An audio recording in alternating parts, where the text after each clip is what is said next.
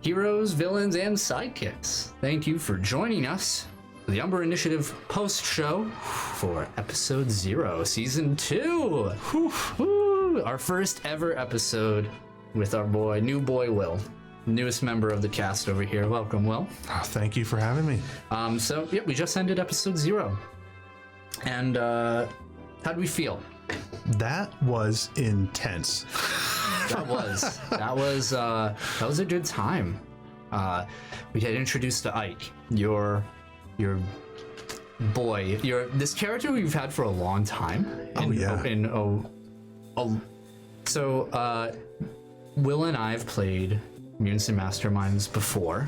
I was GM, and then another time he was GM within the same sort of world.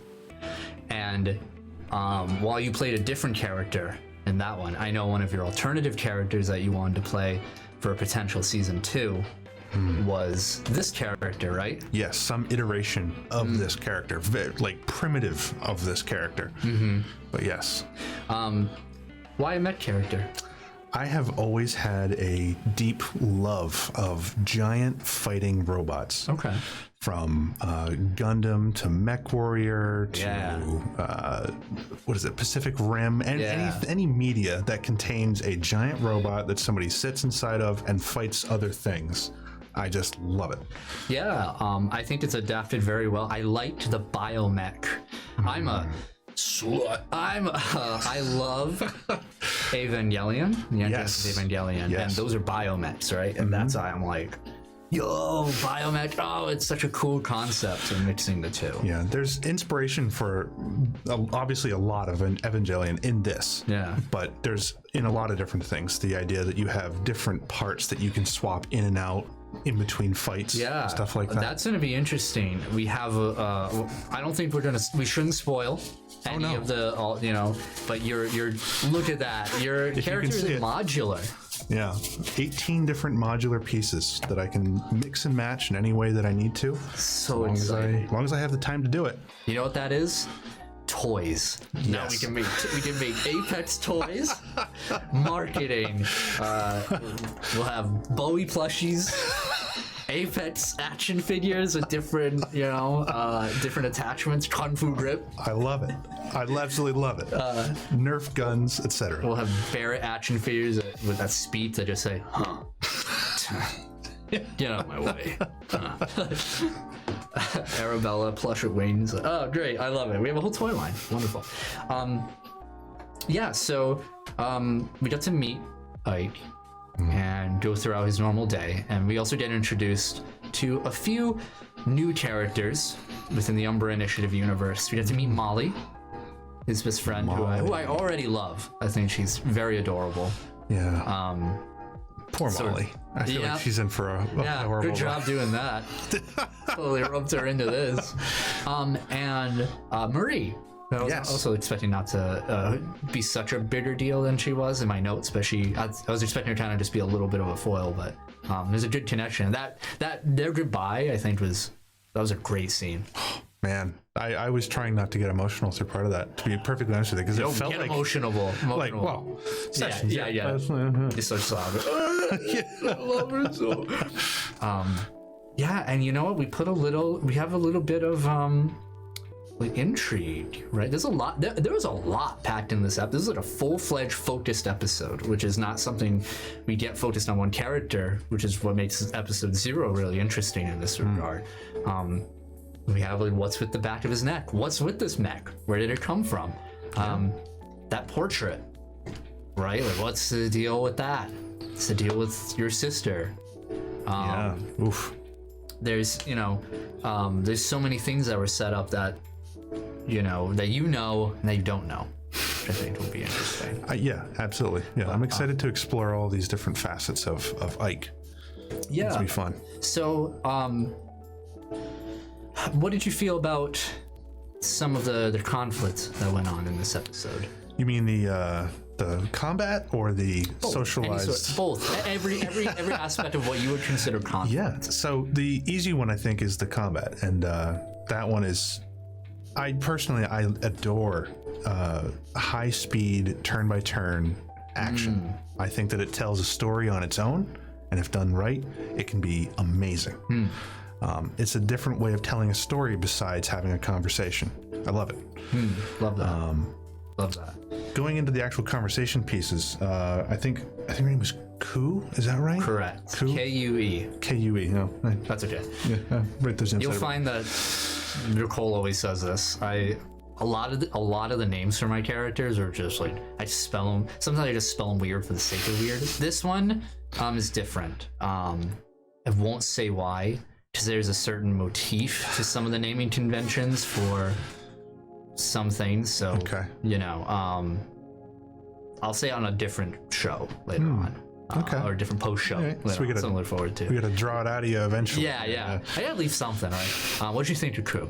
Terrifying. At first I thought this is a joke. This person is a absolute joke. But turned out being one of the more terrifying people I've seen in a role-playing game from a player perspective. That's good. I love it's weird. I hate horror, like the genre. Like, I just don't like watching horror stuff a lot. But when I GM, I've said this before on the show, I put a lot of body horror.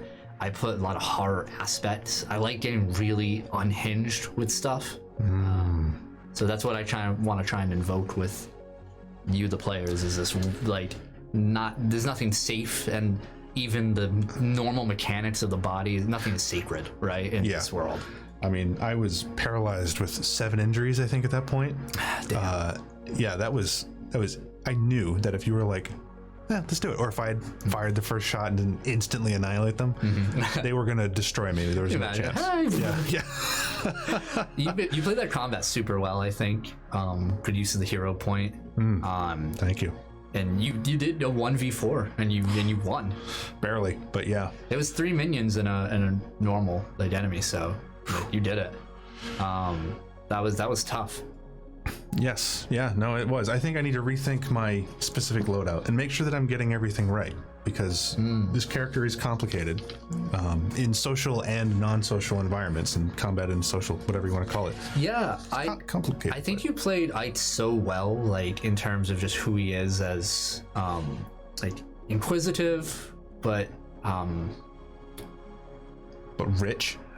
Very rich, right? Inquisitive but rich. I can't wait to play that more into effect later on, especially in I won't say much. I mean, Arcadian Haven is an interesting place for like, the rich, right? I'm already thinking about, can I just buy this place? Yeah. It crossed my mind as soon as we got here. Yeah. So how wealthy is the Vance family fortune? It's funny with wealth. There are 2 different aspects to it. There's liquid wealth, which is money, and then there are non-liquid assets, which are real estate, patents, whatever. Yeah, all that other stuff that is hard to quantify. So how much wealth is available to our young adventurer here? Probably in the hundreds of millions. Gotcha. And that's just a drop in the bucket for Vance family. Yes. Yeah. Basically, I believe the board of directors say, "Here's your allowance." Yeah. That was one thing. We didn't have much time to explore like the relationship between the board of directors and Ike. We got a little bit in there, but we don't have any like talking, anything like that, which is fine. And then exactly what his company does, which of course will be explained more in like future episodes, stuff like that. But like for the people listening, like Patreon and stuff, what is Vance Industries primarily known for to the general public? It's very much like, if you know anything about DC, like the Wayne Industries. Okay, DC Comics. Yes. Sorry. What did I say? DC. Okay. Yeah. Sorry. Yeah. Very much like the Wayne Industries. Like it has its hand in a whole bunch of different things. Right. Technology, medicine, philanthropy in general. It's interesting because I wonder how we're going to interact. There is another company, the big company in the universe of the Umbra Initiative is called Spearhead Tech. Or in this case, Spearhead Pharmaceuticals. They're essentially, they were a medical tech company that now is more predominantly into the pharmaceutical. They sound more specialized. Yes, absolutely. Yeah. So advanced industries you would describe as a bit more broad. Yeah, they probably have a lot of. They're like a conglomerate Yeah. of different Okay, things. cool. So basically, anything that they can get their hands in and make some money off of, or a lot of money, they will do. Interesting. Yeah. I think primarily it started off as a probably in the medical field in some capacity, or Okay. technology in general, medical Yeah. technology. But seeing other companies do it better, they said, "Well, we'll just diversify." Interesting. Okay. So, yeah, we had like a very good story arc, I think, in here, where we start with normal stuff like Ike, then we had the radio moment, right? We have Molly Yeah. introduced, and then they worked on that. What do you think of that? Like, what is running through your head the moment things blew up and you went through that strange ordeal? Ike thought that Molly experienced the same thing. Why wouldn't she? Right. Right? But clearly she didn't.